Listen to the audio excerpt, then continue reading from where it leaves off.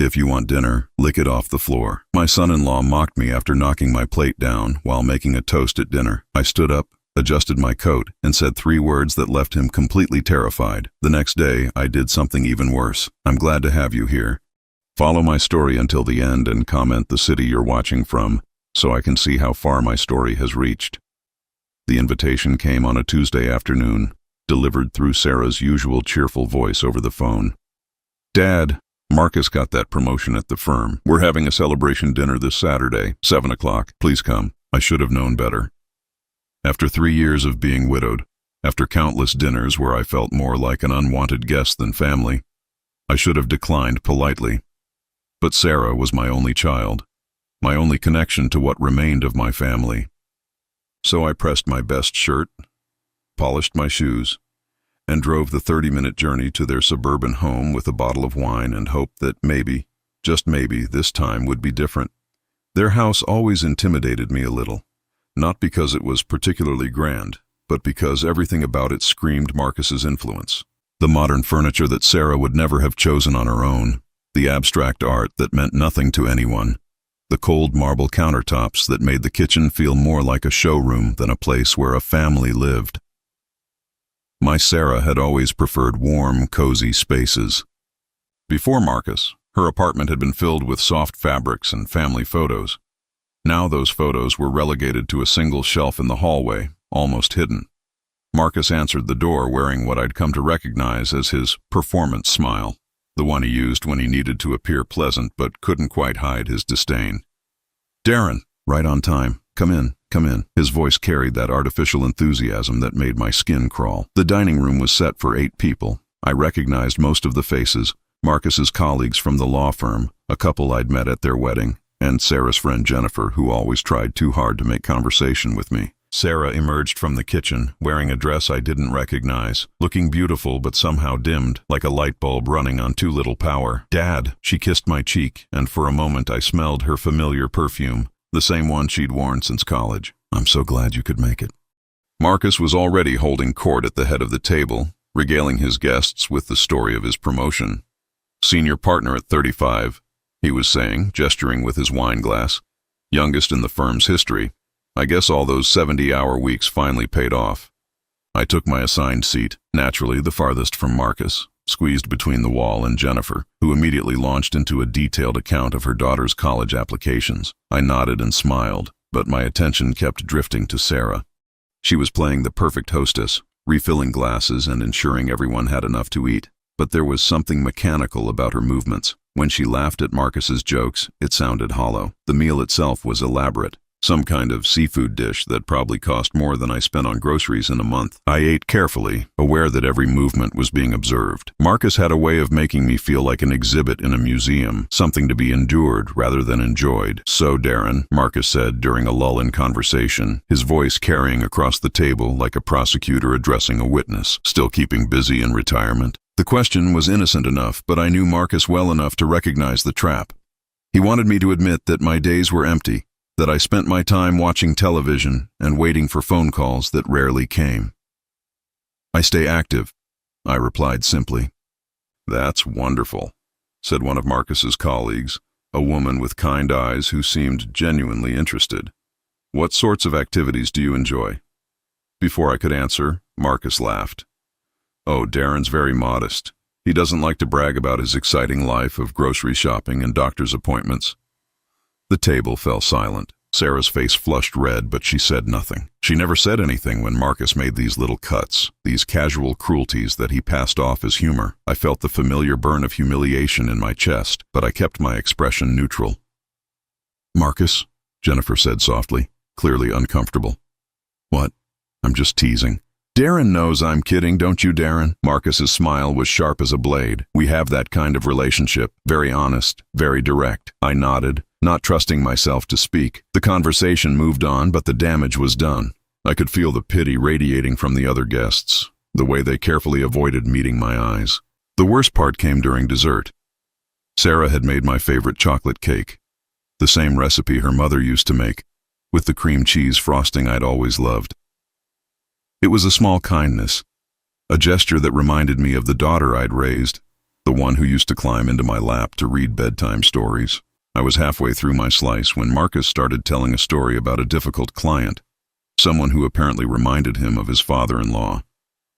"You know how it is with older people," he said, his voice carrying that patronizing tone I'd grown to hate. "They get set in their ways, refuse to adapt to how things work now. They think the world owes them something just because they've been around for a while." I could feel my hands trembling slightly, but I continued eating, determined not to give him the satisfaction of a reaction. That's when it happened. Marcus was gesturing wildly with his wine glass, performing for his audience, when he, accidentally, knocked into my arm. The plate flew from my hands, cake and frosting splattering across the hardwood floor in a mess of chocolate and cream. The table erupted in concerned voices, people offering napkins and apologies. But Marcus just sat there, a small smile playing at the corners of his mouth, watching me stare at the ruined dessert. "Oh no," he said, his voice dripping with false sympathy. "Darren, I'm so sorry. What a mess." He paused, letting the moment stretch, making sure everyone was watching. Then he raised his wine glass in a mock toast.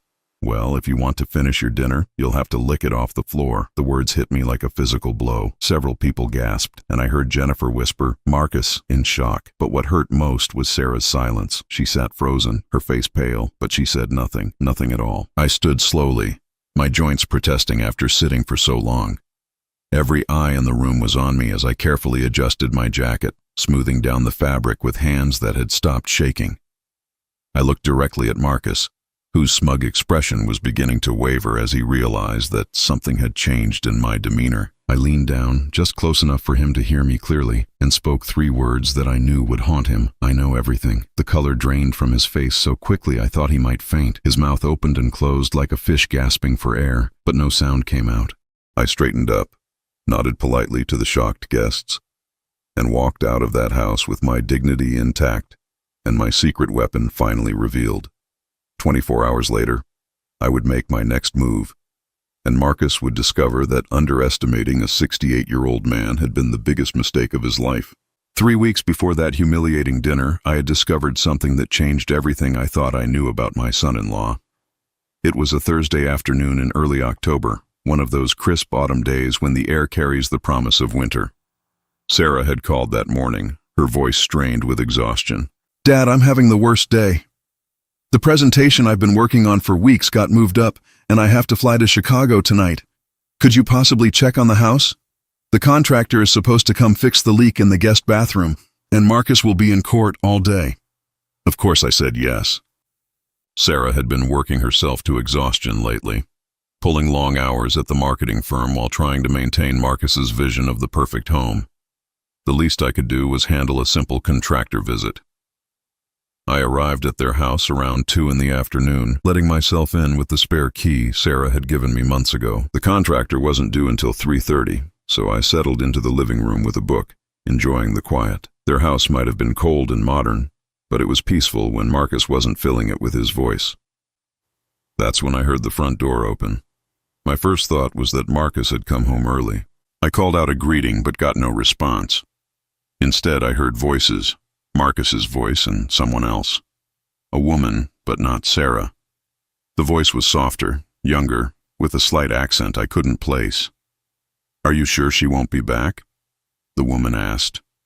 "Not until tomorrow night," Marcus replied, his voice carrying a warmth I'd never heard him use with Sarah. "The Chicago meeting will run late, and she'll probably stay overnight rather than catch a red-eye." I sat frozen in the chair, my book forgotten in my lap. The rational part of my mind tried to find innocent explanations. Maybe it was a colleague, maybe they were working on a case. But something in the tone of their voices, something intimate and familiar, told me I was witnessing something else entirely. They moved through the house, their voices growing clearer as they approached the living room. I had seconds to decide what to do. I could announce my presence, face the awkwardness of whatever this was, or I could hide and hope they didn't notice me. I chose to hide.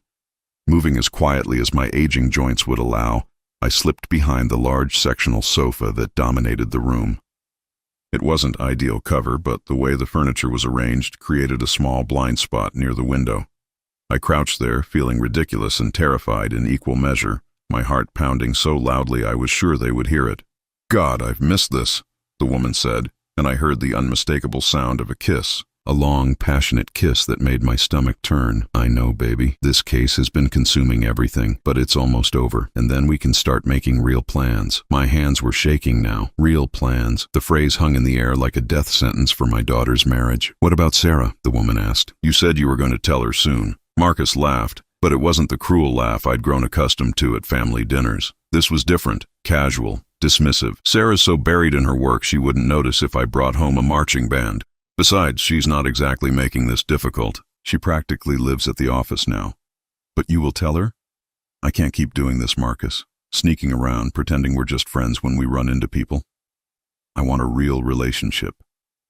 There was a pause, and I heard movement, fabric rustling, footsteps on the hardwood floor. They were moving toward the couch where I was hidden. My back was screaming from the awkward position, but I didn't dare move. Of course I'll tell her, Marcus said, his voice now very close. But I need to time it right. Sarah's been handling some major accounts, and I can't have her falling apart and making mistakes that reflect badly on both of us. You know how she gets when she's stressed. The casual cruelty of it took my breath away.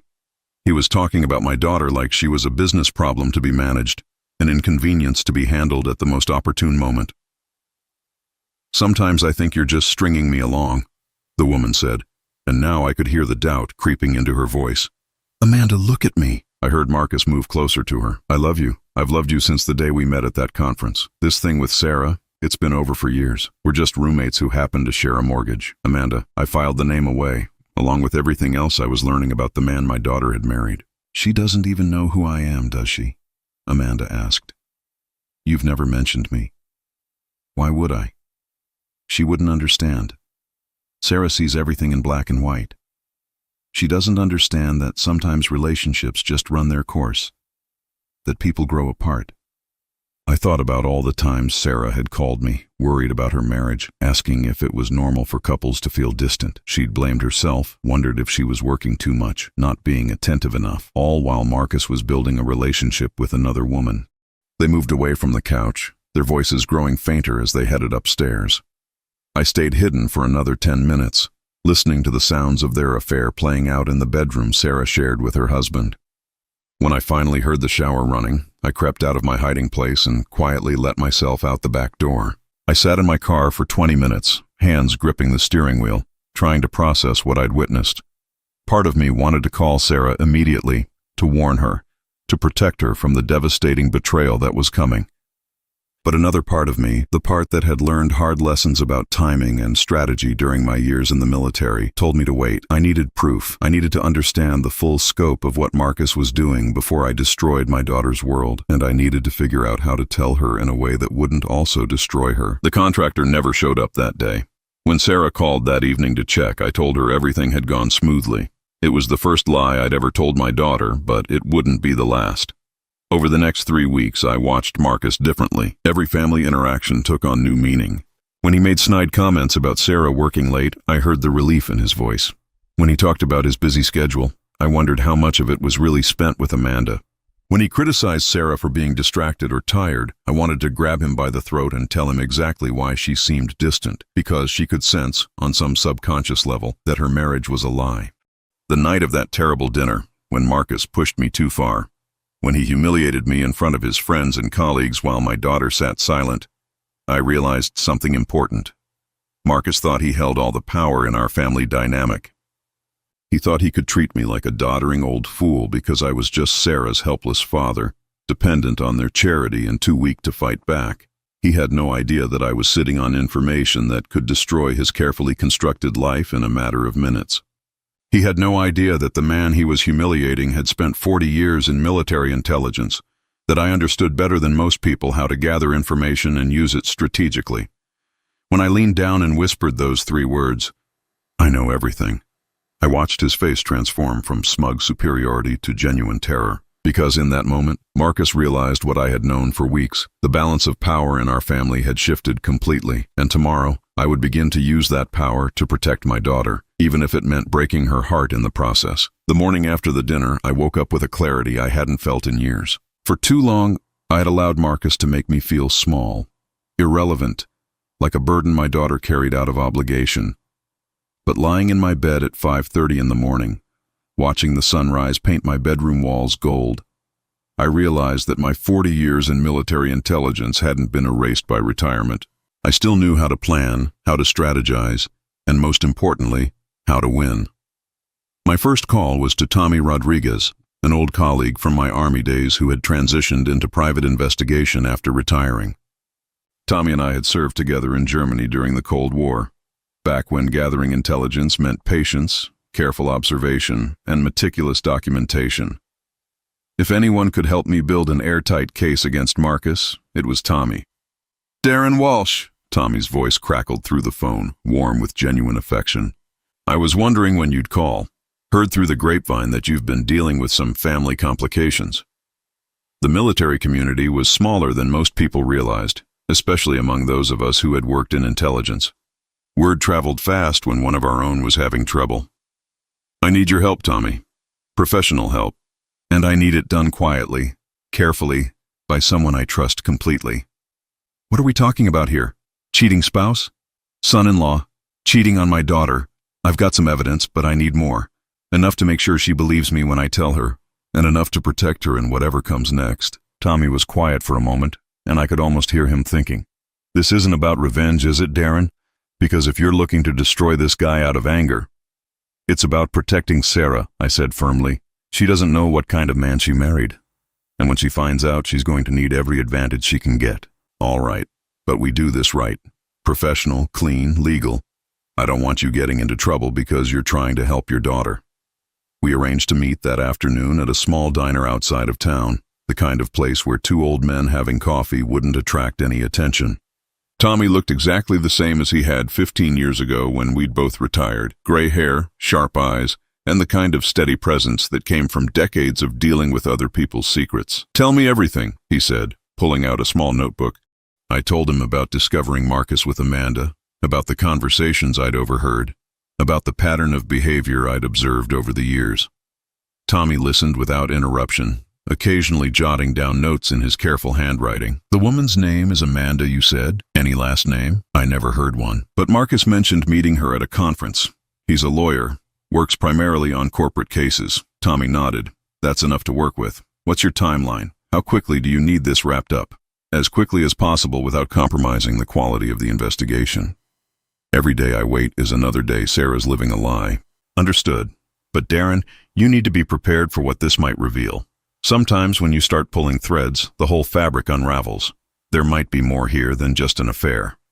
I thought about that warning over the next several days as Tommy began his work. He was thorough and discreet, using techniques that would have made our old commanding officers proud. Within a week, he had identified Amanda Morrison, a paralegal at a competing law firm who had attended the same legal conference as Marcus 8 months earlier. "She's 28, divorced, no kids," Tommy reported during our second meeting. "Lives in a condo about 15 minutes from your son-in-law's office. They've been seen together at restaurants, hotels, even took a weekend trip to Napa Valley last month while your daughter was visiting her friend in Portland." Each piece of information felt like a nail in the coffin of Sarah's marriage, but I forced myself to remain objective. This wasn't about my feelings toward Marcus. This was about giving Sarah the information she needed to make informed decisions about her life. "There's more," Tommy continued, his expression growing more serious. "I've been tracking their financial records, legally of course, through public information and credit reports. Marcus has been spending money on things that don't match up with his lifestyle with Sarah. Expensive dinners at restaurants she's never been to, hotel rooms charged when she was out of town, jewelry purchases from stores she doesn't shop at." "How much money are we talking about? In the last 6 months?" "Probably around $15,000, maybe more, all of it coming from credit cards that appear to be in his name only." That hit me like a punch to the stomach. $15,000 was more than I spent in 6 months on everything: housing, food, medical expenses, everything.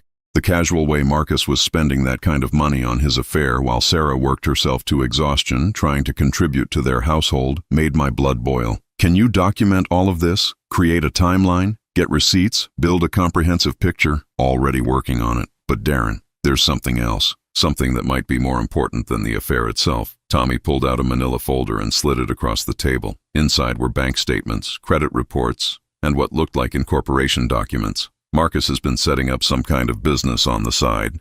an LLC that was incorporated 3 months ago. As far as I can tell, your daughter doesn't know anything about it. I studied the documents, my mind racing. What kind of business? That's what I'm still trying to figure out. But he's been moving money into it. Significant amounts. And Amanda Morrison? She's listed as the co-owner. The implications hit me immediately. This wasn't just an affair. This was Marcus planning an exit strategy. He was building a new life with Amanda, complete with shared business interests, while Sarah remained completely in the dark. How long before you can give me everything? A complete picture? 2 weeks, maybe 3. I want to make sure we don't miss anything. If this goes to court, and it probably will, your daughter's going to need documentation that will hold up under scrutiny. I spent those 2 weeks watching Marcus with new eyes. Now that I knew what to look for, his behavior patterns became obvious. The late nights at the office that corresponded with charges at restaurants across town, the weekend golf games that lined up with hotel charges, the business trips that didn't quite match his firm's travel calendar. Most painful of all was watching Sarah. She was trying so hard to make her marriage work, to be the perfect wife despite the growing distance between them. She cooked Marcus's favorite meals, planned romantic evenings that he found excuses to avoid, and blamed herself when he seemed distracted or uninterested. "Dad, do you think I'm working too much?" she asked me during one of our weekly phone calls. Marcus seems so stressed lately, and I wonder if I'm not being supportive enough. It took every ounce of self-control I possessed not to tell her the truth right then. But I knew that timing was everything. Sarah needed to hear about Marcus's betrayal in the right way, at the right time, with enough evidence to make denial impossible. Marcus, meanwhile, had become increasingly paranoid since the dinner party. He watched me carefully during family gatherings, his confident swagger replaced by nervous energy. He knew I had some kind of information, but he couldn't figure out what it was or how much I knew. The breakthrough came during the 3rd week of Tommy's investigation. He called me on a Wednesday evening, excitement clear in his voice. "Darren, you need to see this. I've been monitoring their communications, all legal, everything they've done in public or semi-public spaces, and I just documented something big." "What kind of something?" "Marcus and Amanda were at a real estate office yesterday. They're looking at houses together. Specifically, they're looking at houses in Amanda's name, using money from their joint business account.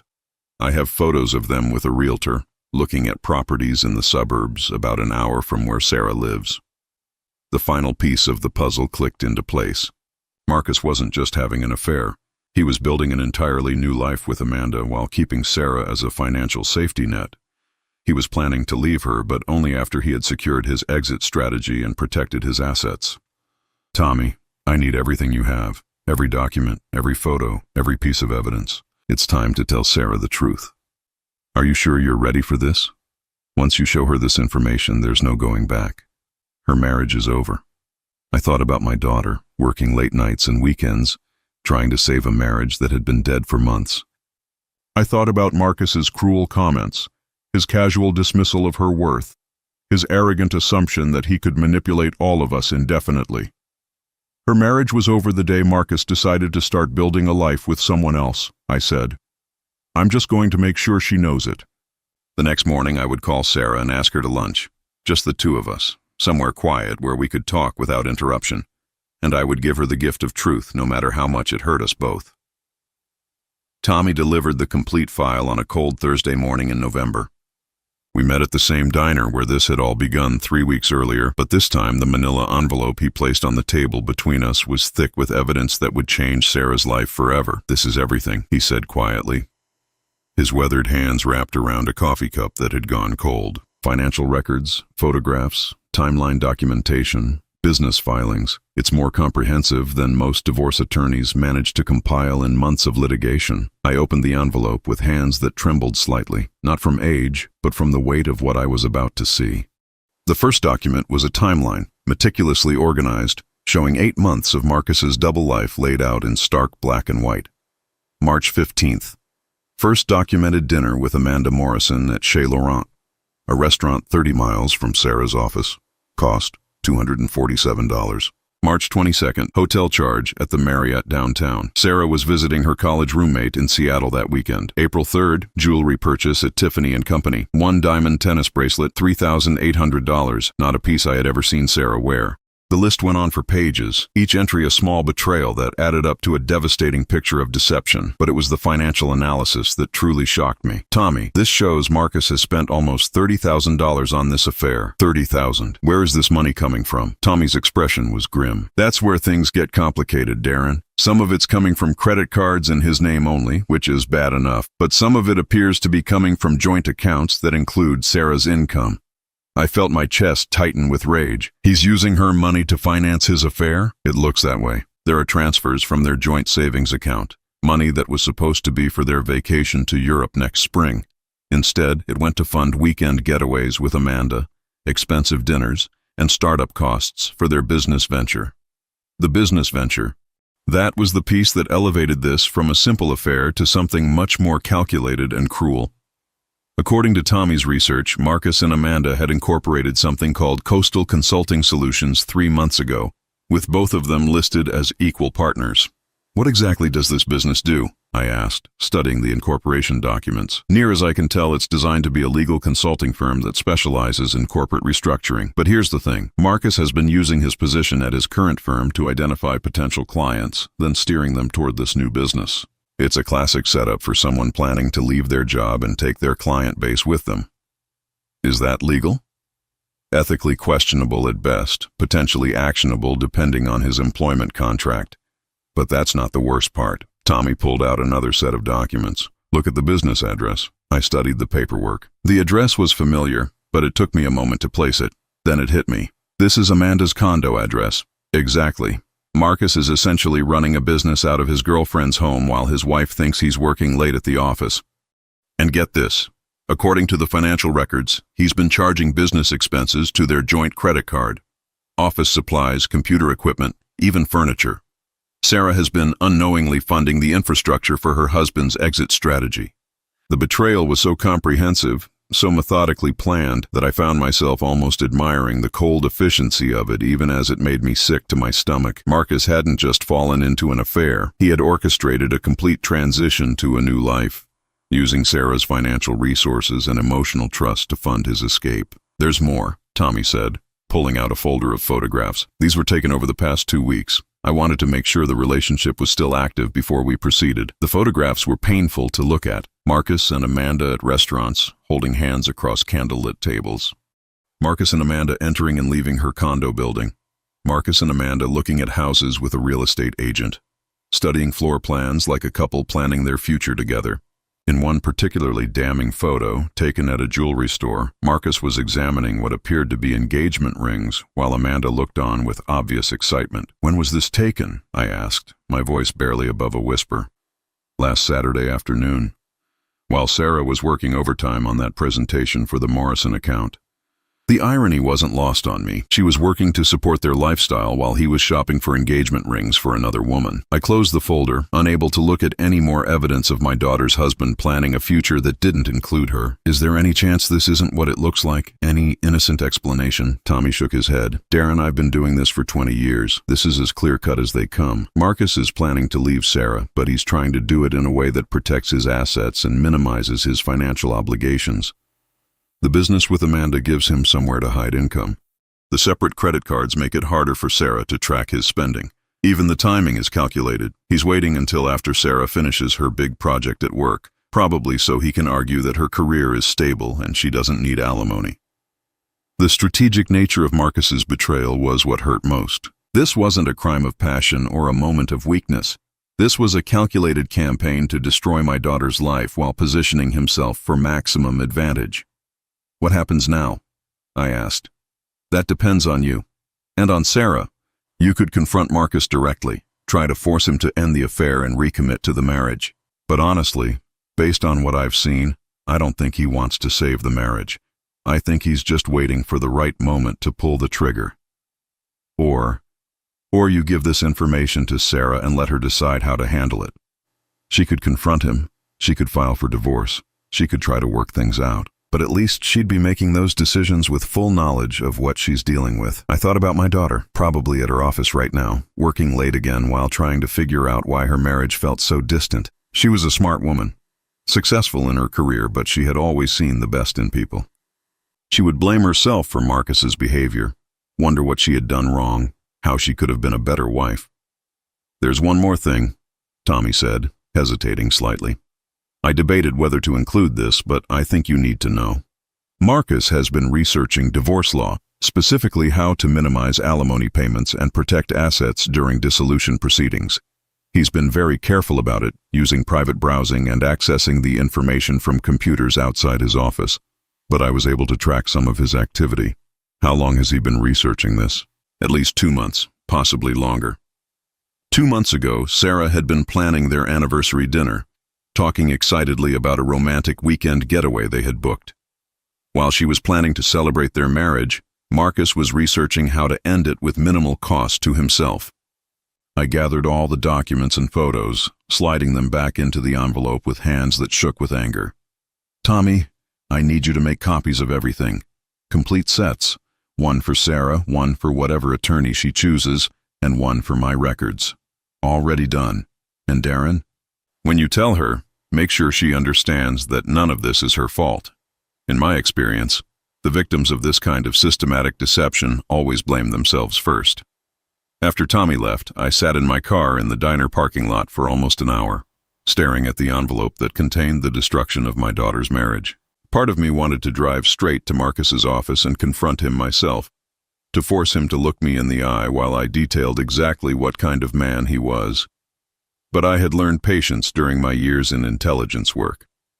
I had learned that information was only powerful when it was used at the right time, in the right way, for the right reasons. It was time to call Sarah and arrange that lunch. It was time to give her the truth, no matter how much it would hurt us both. That evening, as I sat in my apartment organizing the evidence into a logical sequence, my phone rang. Sarah's name appeared on the caller ID, and for a moment I considered not answering. How could I make small talk about her day when I knew what I was about to reveal to her? "Hi, Dad." Her voice was tired but warm. "How was your day?" "Fine, sweetheart. How are you holding up? You sound exhausted." "Just busy. Marcus is working late again tonight, so I thought I'd call and check in. We haven't talked much this week." Marcus was working late. I wondered if he was actually at the office, or if he was with Amanda, planning their future while Sarah sat alone in their house, missing him. "Sarah, would you like to have lunch tomorrow? Just the two of us. I feel like we haven't had much time to catch up lately." "That sounds wonderful, Dad. I could use a break from all this craziness at work. Where would you like to go?" "How about that little cafe downtown? The one with the quiet booths in the back?" "Perfect. Noon? I'll see you there." After she hung up, I sat in the quiet of my apartment, surrounded by evidence of her husband's betrayal, and prepared myself for the most difficult conversation of my life. Tomorrow, I would watch my daughter's world collapse. But I would also give her the information she needed to rebuild it on her own terms. I arrived at the cafe 15 minutes early, choosing a corner booth where we could speak privately without being overheard. The manila envelope sat on the seat beside me like a loaded weapon, heavy with the power to destroy my daughter's world. I ordered coffee and waited, rehearsing in my mind how to begin the conversation that would change everything. Sarah walked in at exactly noon, looking professional in her navy blue suit, but carrying the exhaustion in her shoulders that had become her constant companion. She slid into the booth across from me with a tired smile, and for a moment I almost lost my resolve. She looked so much like her mother at that age, determined, hopeful, believing that hard work and love could overcome any obstacle. "Thanks for suggesting this, Dad. I really needed to get out of the office." She picked up her menu, then paused, studying my face. "Are you okay? You look serious." "I'm fine, sweetheart. But we need to talk about something important." The waitress came over and Sarah ordered a salad she probably wouldn't eat. I could see her mind was still partially at the office, thinking about the presentation she'd left unfinished, the emails that would pile up while she was gone. She had no idea that in the next hour her work concerns would become completely irrelevant. "Sarah," I began carefully, "I need to tell you something about Marcus. Something I discovered accidentally, and something I've been investigating to make sure I had all the facts before I talked to you." Her expression shifted immediately from casual interest to concern. "What kind of something? Dad, you're scaring me." 3 weeks ago, I went to your house to meet a contractor while you were in Chicago. Marcus came home while I was there, but he wasn't alone." I watched her face as the implication sank in. The color drained from her cheeks, but she shook her head slightly. as if she could will away what I was about to tell her. What do you mean he wasn't alone? He was with a woman named Amanda Morrison. They were intimate. This wasn't a business meeting or a casual friendship, Sarah. They were acting like a couple. Sarah's hands tightened around her water glass. That's impossible. Marcus wouldn't. He's been working so hard lately, he barely has time for me, let alone. She trailed off, her mind clearly racing through recent conversations, looking for explanations that would make this go away. I hired a private investigator. I continued gently. Someone I trust from my military days. I needed to know the full scope of what was happening before I told you. A private investigator? Her voice was barely above a whisper. Dad, how long has this been going on? I reached for the envelope. At least 8 months? Probably longer. I slid the timeline across the table. This documents their relationship from the first dinner I could verify until last week. Sarah's hands shook as she picked up the papers. I watched her face as she read through the entries, saw the exact moment when the reality hit her. March 15th, March 22nd, April 3rd. Each date corresponded to a night Marcus had claimed to be working late. A weekend he'd said he was playing golf. A business trip that had seemed unnecessarily long. Oh God, she whispered, her voice breaking. The weekend I went to Portland to see Jennifer. He said he had to work Saturday, couldn't come with me. But this says he was at a hotel with her. Sarah, there's more, and it's going to be harder to hear. I showed her the financial records, explaining how Marcus had been using their joint accounts to fund his affair. I watched her face crumble as she realized that the vacation money they'd been saving, the emergency fund she'd contributed to faithfully every month, had been spent on romantic dinners and hotel rooms for Marcus and his lover. $30,000, she said, staring at the numbers. $30,000 of our money. Money I worked overtime to save. It gets worse, I said quietly, pulling out the business and corporation documents. They've started a company together. Marcus has been building a new life with this woman, using your financial resources to fund it. Sarah read through the paperwork with the careful attention of someone trying to understand a foreign language. As a marketing professional, she understood business documents, but seeing her husband's name linked with another woman's in a legal partnership was clearly devastating. Coastal Consulting Solutions, she read aloud. He never mentioned starting a business. We talk about everything. She stopped, laughing bitterly. I thought we talked about everything. Sarah, I'm so sorry. I know this is destroying you, but there's one more thing you need to see. I showed her the photographs. I had debated whether to include them, but I knew she needed to see the depth of Marcus's commitment to this other relationship.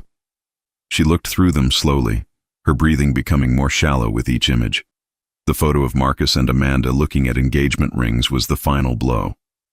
Sarah stared at it for a long moment, then carefully set it down and covered her face with her hands. He's going to leave me, she said through her fingers. He's planning to leave me for her. Yes, I think he is. When? I don't know, but based on the timeline, I think he's waiting for you to finish your current project at work. He's been researching divorce law, specifically how to minimize alimony payments. Sarah looked up at me then, and I saw something in her eyes I hadn't seen since she was a child. Complete vulnerability, the kind that comes when your entire worldview collapses. How long have you known? I've suspected since that day at your house. I've had confirmation for about a week. Why didn't you tell me sooner?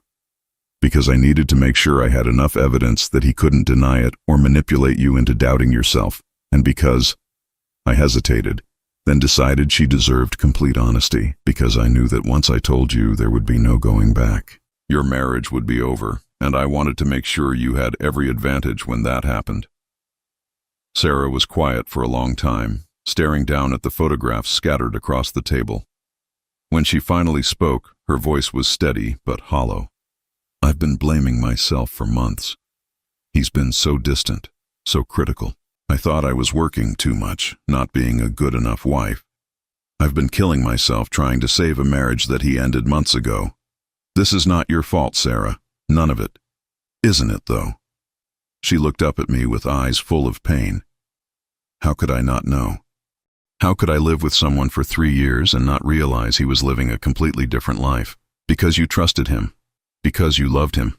because normal people don't assume the person they married is capable of this level of deception.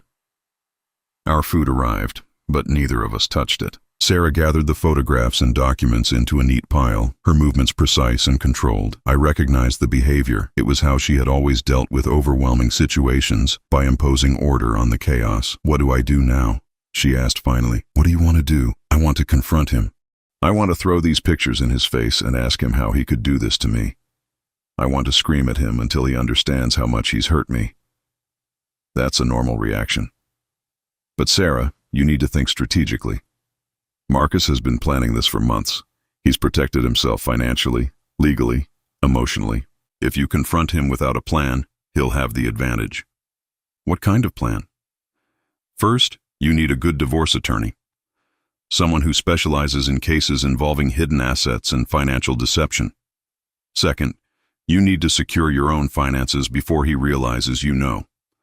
Third, you need to document everything in your own home, any papers, any evidence, anything that might disappear once he knows you're aware of the affair. Sarah nodded slowly, and I could see her marketing professional mind taking over, treating this like a project that needed to be managed rather than an emotional catastrophe. "Will you help me?" she asked. "I don't think I can do this alone." "Of course. Whatever you need." "I need to go home," she said, standing up abruptly. "I need to look through his things, see what else he's been hiding, and I need to call work and tell them I'm taking a few days off." "Sarah, wait." I caught her arm gently. "Don't go home angry. Don't let him see that you know anything until you're ready. Can you do that?" She took a deep breath and I watched her compose herself, drawing on reserves of strength I wasn't sure she knew she had. "Yes, I can do that."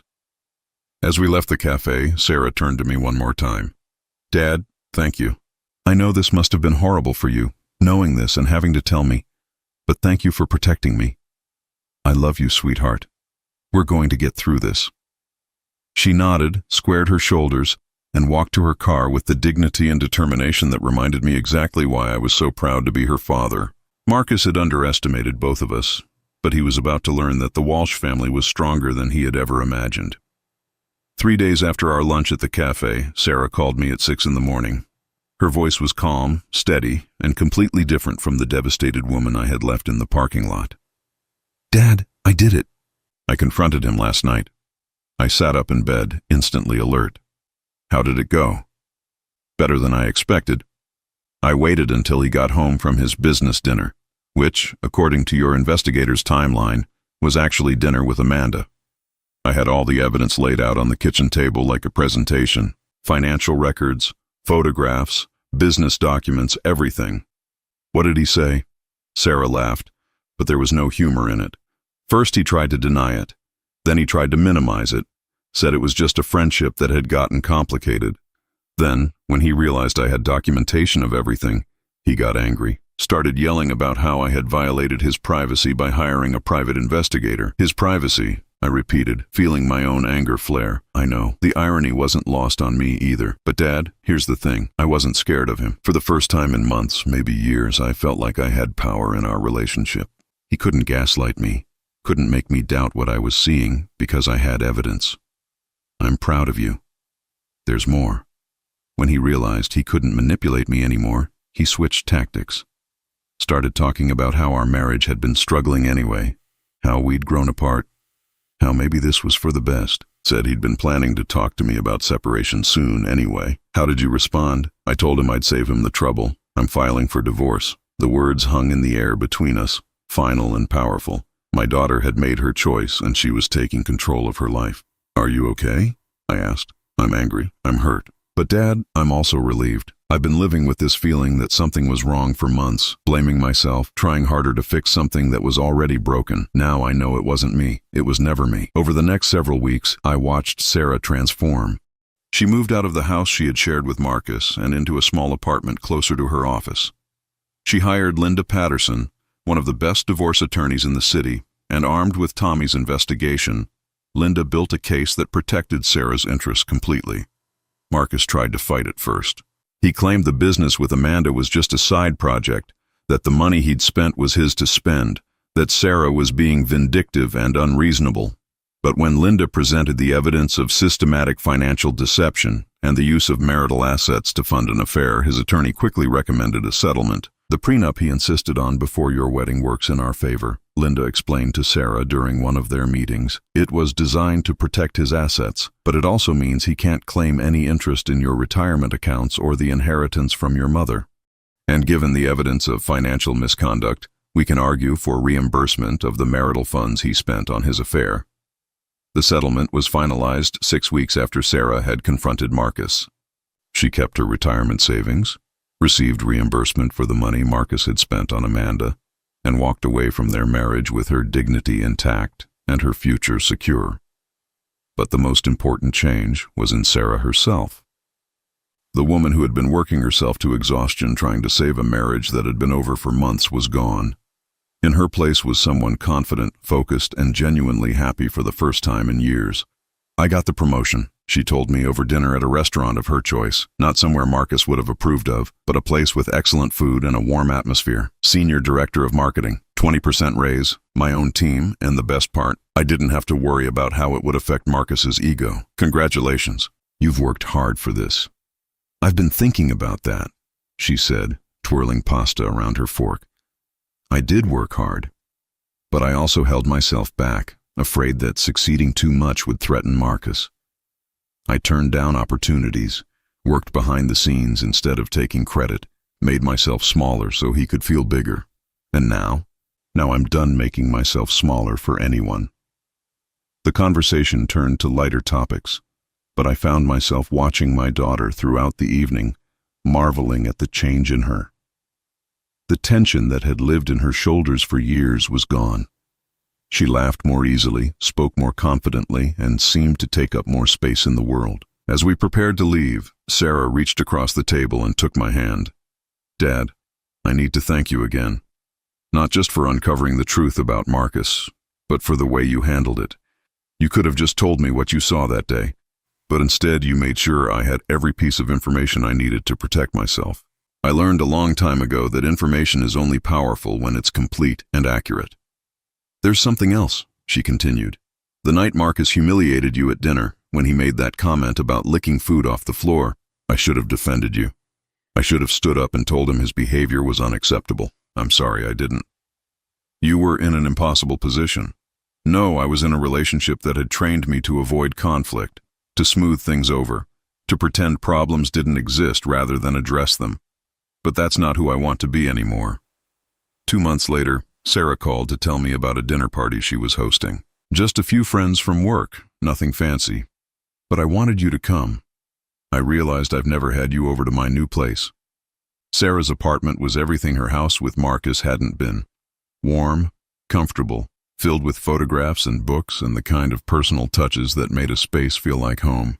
She had decorated it entirely according to her own taste, without considering anyone else's preferences or opinions. The dinner party was small but lively. Sarah's colleagues clearly respected her, and several of them mentioned projects she was leading, innovations she had implemented, recognition she had received. I found myself bursting with pride, not just for her professional success, but for the confidence with which she moved through her own life. After the guests left, Sarah and I sat on her balcony, looking out over the city lights. I have something to tell you, she said, her voice carrying a note of excitement I hadn't heard in years. What's that? I ran into Marcus last week, at the grocery store of all places. He was with Amanda. I tensed, wondering if seeing them together had reopened old wounds. How was that? Awkward for about 30 seconds, and then, nothing. I felt nothing. No anger, no hurt, no regret. I looked at him and wondered what I had ever seen in him, how I had ever thought he was worthy of the effort I put into our marriage. That's a good sign. He looked surprised to see me, asked how I was doing, if I was dating anyone. I think he expected me to be devastated, maybe hoped I was falling apart without him. What did you tell him? Sarah smiled, and it was the first genuinely happy smile I had seen from her in years. I told him I was better than I'd been in a long time, and then I walked away. How did he take that? I don't know, and I don't care. That's the amazing part, Dad. I genuinely don't care what Marcus thinks of me anymore. His opinion has no power over me. As I drove home that night, I reflected on the journey that had brought us to this point. It had started with my humiliation at a dinner party, with Marcus's casual cruelty, and my daughter's silence, but it had ended with both of us stronger, more honest, and more connected than we had been in years. The man who had thought he could diminish me, who had believed he could treat me like an irrelevant old fool, had inadvertently given me the greatest gift possible. His arrogance had created the circumstances that allowed me to protect my daughter and help her reclaim her life. 6 months after the divorce was finalized, Sarah called with news that surprised me. "I'm thinking about dating again," she said. "There's someone at work, actually someone I've known for a while but never really noticed when I was married. He asked me to coffee. How do you feel about that?"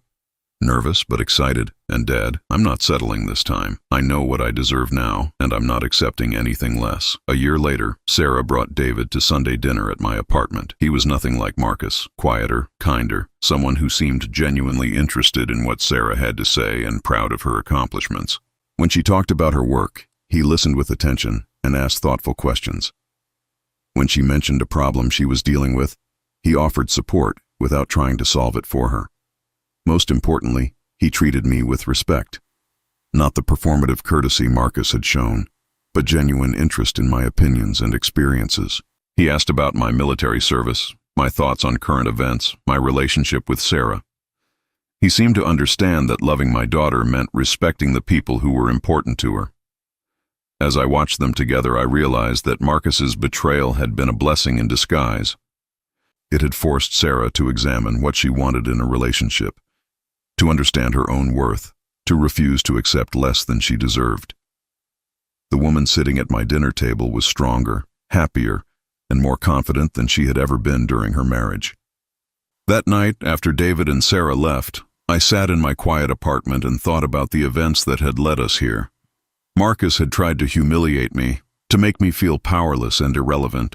Instead, he had awakened something in me that had been dormant since my retirement, the strategic thinking, the careful planning, the protective instincts that had served me well during my military career. In trying to diminish me, Marcus had reminded me of exactly who I was, and in discovering his betrayal, I had been able to give my daughter the most important gift a parent can offer, the information she needed to protect herself and the support she needed to build a better life. The last time I saw Marcus was at a restaurant downtown almost 2 years after the divorce. He was alone, looking older and more tired than I remembered. He saw me across the room and nodded stiffly. I nodded back, feeling nothing but a mild sense of satisfaction. The man who had once seemed so powerful, so in control of our family dynamics, now looked like exactly what he was. Someone who had traded genuine love for temporary excitement and discovered too late what he had lost. I thought about walking over, about telling him that Sarah was engaged to a man who loved and respected her, that she had been promoted again and was happier than I had ever seen her. But I realized he no longer deserved updates about my daughter's life. He had forfeited that right when he chose to betray her trust and build his future with someone else. Instead, I finished my dinner and went home to my quiet apartment, where a framed photo of Sarah and David sat on my kitchen table next to the newspaper crossword I worked every morning. It was a simple life, but it was honest, genuine, and filled with people who valued each other. Marcus had taught me an important lesson that night when he humiliated me at his dinner party. He had reminded me that respect isn't something you can demand. It's something you earn through your actions, your character, and your treatment of others. And he had shown me that sometimes the most powerful response to cruelty isn't anger or retaliation, but patience, planning, and the quiet satisfaction of helping justice prevail. My daughter was free, happy, and building a life with someone who deserved her, and I had played a role in making that possible. At 68 years old, I had learned that it's never too late to stand up for the people you love, and that sometimes the best revenge is simply helping good people build better lives.